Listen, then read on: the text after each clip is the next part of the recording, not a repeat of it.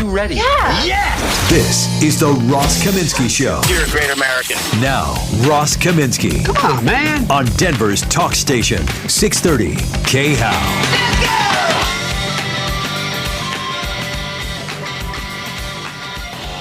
Did you say it's National Rocky Road Day, Shannon? Among many other wonderful days. Days? You know, there are so many national fill-in-the-blank day that each, pretty much every day is more than one of them. So, National Rocky Road Day, huh? So, I'll tell you, I'm not a huge Rocky Road fan. Even though I love chocolate, I am just not, I don't know. So, first of all, it's usually milk chocolate. I prefer dark chocolate. Marshmallows, they're all right. But like in Australia, they put cherries or berries in it. Sometimes in America, they put walnuts in it and stuff. It's like, walnuts and almonds. Just no. I mean, it's hard to make a chocolate thing that I don't like. And I won't say that Rocky Road is bad. It's not in a category with bell pepper, for example, or mustard. And it's definitely not in the ultra evil category of blue cheese, which, by the way, is much worse than bell pepper, even though I talk about bell pepper more because it's more common. So I'm not putting Rocky Road in those categories. It's just like I'll put it in the category of something that should be better than it is because it's based on the best thing in the world, namely chocolate. So I don't know how much I'm going to celebrate Rocky Road Day, but if you're down with Rocky Road, then go for it. I won't hold it against you. Like I said, it's not bell pepper. It's Producer Shannon. Yes? It's also National Rotisserie Chicken Day. Ooh, now you're talking. I wonder if you'd have Rocky Road with a side of rotisserie chicken, or put a little Rocky Road on the rotisserie chicken and let it melt on there and see how that goes. So when we bought this house, I kind of splurged. Oh my gosh, AMC is $38.50 a share. What a joke. Anyway, I kind of splurged when we bought this house, and I bought myself a little present. And I bought myself a very nice barbecue grill, right? I spent more money on the barbecue than I should have, but I do like grilling, and I wanted to have a really nice grill. And it does have this rotisserie function in the grill where you can attach this thing, and it'll spin it, and it's got heat that comes out of the back towards the front, in addition to heat coming up from the bottom. And I've never used it. And because usually, if I'm in the rotisserie chicken mood, I'm like going to King Soopers and buying the one they already cooked. It's in the plastic bag and it's already quote unquote rotisseried. And I think it really is. They have got these giant machines with the little spinny spears on them, and you spear the chicken through the head and the butt, and then it spins, and then they put it in a plastic bag and you're done. So I have not tried the rotisserie chicken at home, but it's not a bad idea. I mean, there's nothing about National Rotisserie Chicken Day that says I have to make it myself, right? I could get the one in the plastic bag. I could get one at some restaurant that does rotisserie chicken. That's not a bad idea. I might go for that one. I probably won't have Rocky Road for dessert though. Anyway, so there's your summary of at least a couple of the national days that we've got going on today. Oh, a story. Okay, here's a story that every once in a while I find something that I need to talk about early before the kids are awake. And this is one of those. When I share this with you, you will understand why I'm doing this story before the children are awake and before they're listening with you. Most kids are out of school these days, so maybe you're not driving them to school this morning, but here we go. You ready, Shan? A waitress in Spain has been arrested for reportedly cutting off the penis of her boss after he allegedly attempted to sexually assault her at a bar located near Barcelona.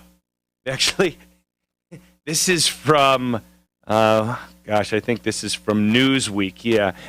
And so the next thing they have is actually a picture of the front of the hospital where the guy who was taken so they could try to reattach it. The woman was arrested on Monday by officers of the Mossos d'Esquadra, the local police department, after she allegedly cut off the man's penis while working a shift in a bar in Sant Andreu de la Barca. She claims that she grabbed a knife and cut off her employer's genitalia after he tried to sexually assault her during a shift at around midnight on Monday. Following the incident, the waitress called authorities and the emergency services to the bar, who transported the man who owns the bar. So let's just say this is probably not a very good job retention strategy, right? Cutting off the junk of the guy who owns the place where you work is probably not good for your job prospects. But anyway, they transported him to the local Belviche. I don't know how to pronounce it. Bellvitge.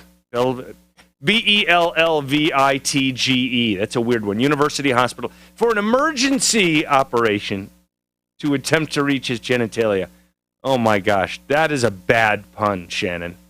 Shannon said that he was just trying to tip her. Oh my goodness. The newspaper reported that she said she acted in self-defense during the incident and claimed that the alleged attack was not the first time her boss had attempted to sexually assault her. She told police that he had forced her to have sex with him on multiple other occasions.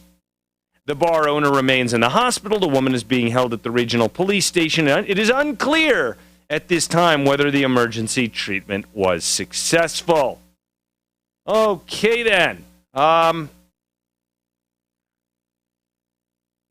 Do you think charges should be pressed against her if the police can determine that it was true that he had forced her to have sex with him in the past, or that he was trying to rape her right then?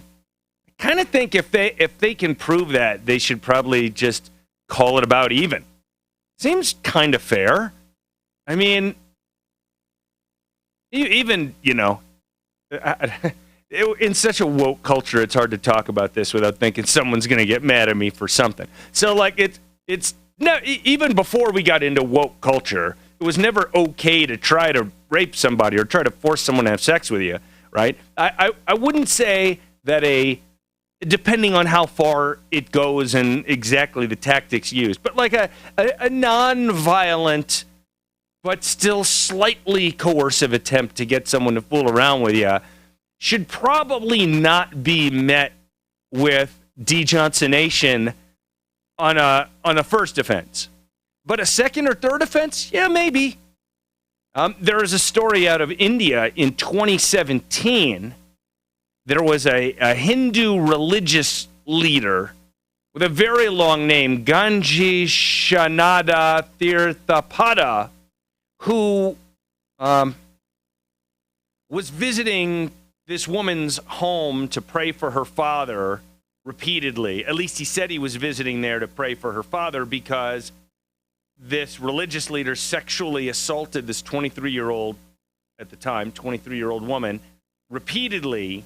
And 4 years ago, during one of these alleged attempted rapes, she chopped off this guy's Johnson with a knife and then called the authorities to report the incident. And again, according to Newsweek, although she was initially arrested, police later announced that they would not be pressing charges following the intervention of women's groups and assurances from local government officials. I don't know exactly what they would have assured. Maybe they assured, yeah, this guy really had raped her in the past or something. Anyway, I'll be pretty interested to see what happens here as far as whether they press charges against her.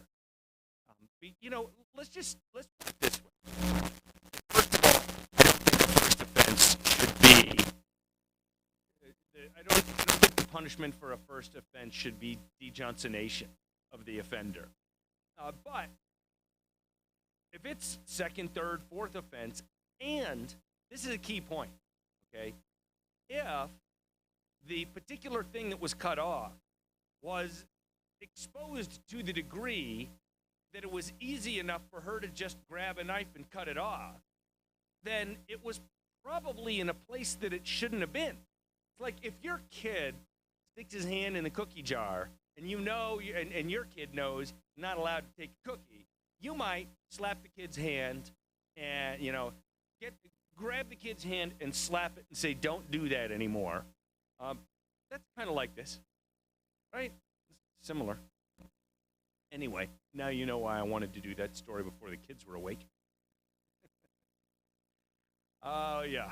If I find any more news on it later, I'll keep you posted on whether they're going to press charges against her.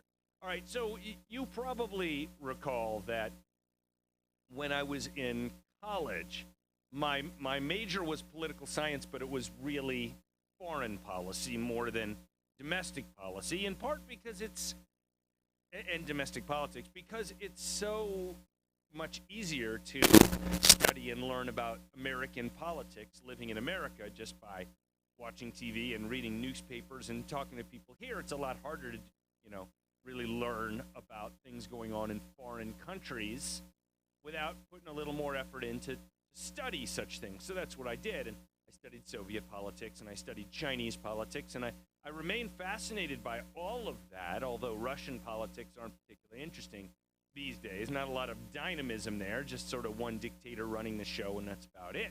China remains very interesting politically. They're a much scarier country than they used to be. They're a lot more powerful. Their current leader is a lot more committed to their own form of regional and perhaps global domination. But they have a very big problem, which is something that I've talked about on the show quite a bit. And this is something I heard someone say years ago, and I don't remember who said it, but it was a great line. And the line